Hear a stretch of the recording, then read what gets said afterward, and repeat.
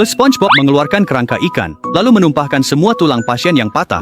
Kemudian, ia dengan paksa memasukkan kerangka itu ke dalam tubuh pasien. Pasien tersebut sembuh secara ajaib.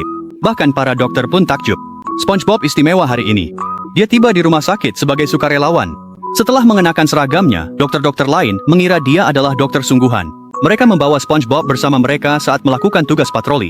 Pasien pertama mengalami sakit tenggorokan. Dua dokter hendak meresepkan obat, tetapi SpongeBob punya ide yang lebih baik. Dia mencabut sehelai bulu ayam dan menggelitik kaki pasien untuk membuatnya tertawa. Tak lama, pasien batuk dan mengeluarkan sesuatu. Ternyata sakit tenggorokan itu karena kunci tersangkut. Ini meyakinkan dokter bahwa SpongeBob dokter sungguhan. Pasien kedua patah tulang di sekujur tubuh, membuat dokter profesional pun bingung.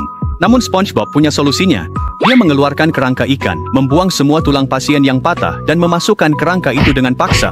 Pasien tersebut sembuh secara ajaib. Dokter, Siap mulai? Dua perawatan berturut-turut yang berhasil meyakinkan kedua dokter bahwa SpongeBob adalah penyembuh ajaib. Oleh karena itu, mereka menugaskannya untuk melakukan operasi kosmetik penting berikutnya. Yang mengejutkan, pasiennya adalah Squidward. Dia datang ke sana untuk operasi hidung. Dia hendak memberitahu semua orang bahwa SpongeBob bukanlah seorang dokter, tapi dia tertidur di bawah pengaruh anestesi. Banyak dokter yang menyaksikan dari jendela. SpongeBob pertama-tama memilih alat bedah. Di antara tumpukan alat bedah standar, dia memilih yang paling tidak biasa, yaitu spatula. Meskipun tidak dapat diandalkan, tak satu pun dokter yang menegur kesalahannya. Saat operasi resmi dimulai, SpongeBob dengan panik mengoperasi Squidward. Dia tampak seperti dokter gadungan dan tidak profesional, tetapi para dokter justru memujinya. Hal ini memberinya kepercayaan diri yang luar biasa dan gerakannya menjadi semakin terampil. Setelah waktu yang tidak diketahui lamanya, operasi akhirnya selesai. Squidward membuka matanya dan melihat bahwa hidungnya benar-benar mengerikan. kenapa kamu tidak mengatakannya? Oh, perawat!